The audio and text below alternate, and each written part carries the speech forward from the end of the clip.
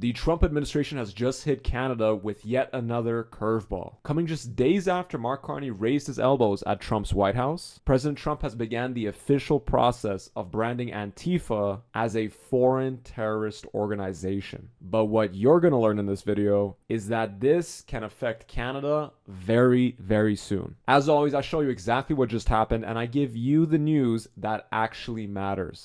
Antifa beats journalists. Antifa attacks our police stations.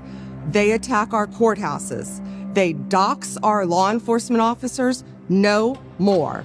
They are a terrorist group, and we are coming after them. We are here at the White House today to unmask Antifa, to follow the money all the way to the top. If you want to get to the bottom of who is fomenting this chaos and violence in our country, you must follow the money. I was a mainstream reporter in Seattle for 10 years before I quit mainstream media, in part due to its refusal to acknowledge the dangers of Antifa and radical left-wing violence. Part of the problem that we have is that a lot of people refuse to believe that Antifa is real. It is just a made-up thing, but I have seen them. They are real, they are dangerous, and they are violent. They are an organized, systemic, international criminal enterprise. And what the FBI is going to do is trace the money, follow the funds, and find every single person that was involved in funding the riots and the violent acts of criminality that they are perpetrating on our street. I've watched Antifa brutally beat, harass, and threaten Americans in the street, but all of that ends with the Trump administration. I was brutally attacked and almost killed by Antifa in the streets of Seattle. All of my colleagues have been attacked. I can't think of a single one who hasn't. Violence against journalists and police officers in our streets can't stand.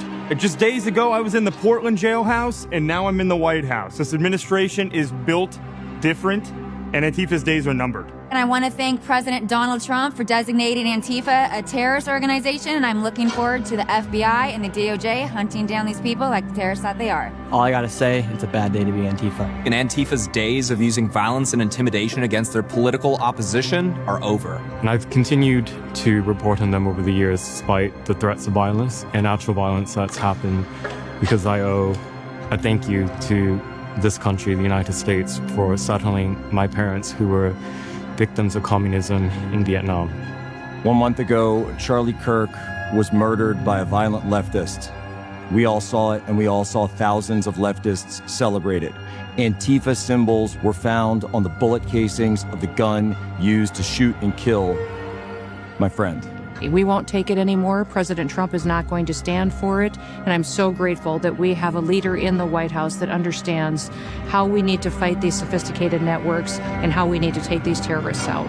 I've been attacked by Antifa, doxxed by Antifa, harassed by Antifa, but we're not standing down. We're now coming for you. What you just saw is a video targeting Antifa that the Trump administration just recently released. Antifa, which stands for anti-fascist, is basically a loosely organized group that is transnational. It's in France, it's in the UK, it's in Germany, it's in the US, and it's in Canada. Originally, this group was meant to combat the rise of authoritarianism, but recently the group seemed to have been co-opted because there are big players that were found to be directly payrolling their entire organization, and payrolling them to the tune of hundreds of millions of dollars. Let's take a look. We found a network of NGOs. It's not just the Soros network, the Open Society network, it's other funding networks, the Arabella funding network, the Tides funding network, Neville Roy Singham and his network, Foreign Cash.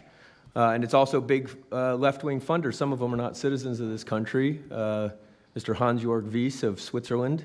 They're pouring money into this entire ecosystem. This is not just a story about violence and chaos, as you alluded to, Mr. President. This is a money story. And at the Government Accountability Institute, my colleague and I, Peter Schweitzer and our team, we followed the money, and we followed it to the top of what we call the protest industrial complex, Riot-Inc. And we found a network of NGOs. It's not just the Soros network, the Open Society network, it's other funding networks, the Arabella funding network, the Tides funding network, Neville Roy Singham and his network, Foreign Cash. And it's also big left-wing funders. Some of them are not citizens of this country. Mr. Hans-Jörg Wyss of Switzerland. They're pouring money into this entire ecosystem. And so I want to share 3 money facts with you about what we call Riot-Inc. Number one, like any corporation, Riot-Inc. has many divisions. It doesn't just have the Antifa boots on the ground division. It has PR divisions. It has marketing divisions. It has a very well-funded legal division to get these boots on the ground back on the streets as quickly as possible. But it does have those investors that I mentioned. Number two, we have identified dozens of radical organizations, not just the decentralized Antifa organizations, but dozens of radical organizations that have received more than $100 million from the Riot-Inc. investors. These would be the lawyer groups. These would be the groups that advocate for calling good, honest Americans fascists, et cetera. And then three, I think the most shocking thing is that we have found that more than $100 million in U.S. taxpayer funding has flowed into these funding networks. Antifa's entire money structure is nicknamed Riot-Inc. because as per the investigation committee from the clip that you just saw, Antifa has lawyers, marketing groups, payroll accountants, but ultimately this huge structure requires leadership as well as shot callers, which Trump had this to say about it. Let's take a look. Do you know the name of any of the funders? Do you know the names? Because if you do, I'd like you to give them to Cash or Pam.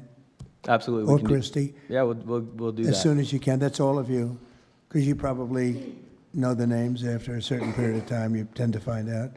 But these are people that do not have good intention for the country. And that's treasonous, probably. So if you could, very important, if you could do that, it would be great. Nobody would know better than you. You'll figure it out. Now, why the rush? Why the sudden uptick in wanting to brand Antifa as a foreign terrorist organization? Now, there are many reasons, but one of them is that Antifa has recently found a lot of controversy. From doxing law enforcement officers, hunting down people that talk negatively about them, and even this eyewitness account from a world-renowned journalist who spoke about how his life was threatened after an Antifa encounter. Let's take a look. So on the 29th of June 2019, Rose City Antifa had announced a direct action to counter a Proud Boys event.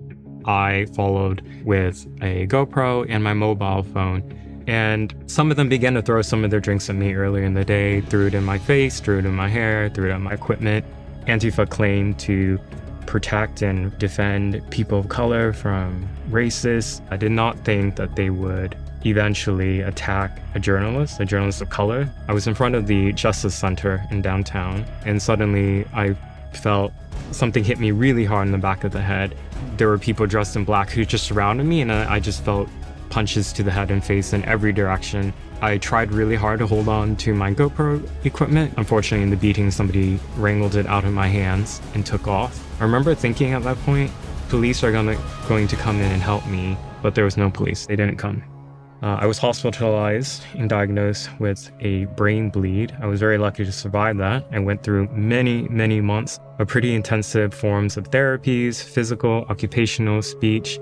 One of the lingering effects of the subarachnoid brain hemorrhage is I have memory issues. It's been pretty devastating to suffer that as a journalist. I'm lucky that I was able to regain my balance, and some of my speech and cognitive issues have minimized. I'm lucky that I survived it. And now for the Canadian twist, Antifa is not only very much present here in Canada, they are also very dangerously present in small pockets of the military. Because you may have seen this next piece, but let me remind you of a recent church attack that happened in Montreal earlier this July, where a man threw smoke grenades into a church mass hall while there was ongoing church service. And that man was the main star of a Rebel News investigation. Let's take a look. J'ai quelques questions pour vous, Monsieur Lepage.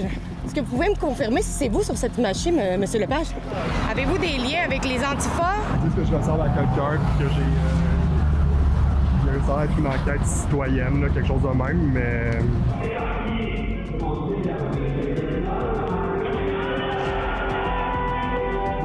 Ah ouais, décollez! Décollez! Décollez! Hey, c'est quoi ton problème? We found the thug who allegedly smoke bombed a Christian worship service, and he appears to be linked to an Antifa cell operating within Canada's Department of National Defense. And if you watch the entirety of that investigation, which is about 15 minutes long, I really recommend it. And I'll leave the link in the comments below. You'll find that the alleged man who threw the smokes was protected by a group of Antifa thugs, who even later on attacked the reporter who's reporting that news. These small pockets of Antifa have been growing heavily in Toronto, Vancouver, Montreal, and even in conservative Calgary without any federal intervention from the Mark Carney government. And should the Trump administration push hard on the foreign terrorist designation, these small pockets in Canada will be directly targeted as well as sanctioned. Now, with all that being said and done, do you think what Trump is doing is warranted? And do you think if he stops the money flow, will this group just disappear? And as always, never forget to like and subscribe, because I'm going to see you on the next one tomorrow.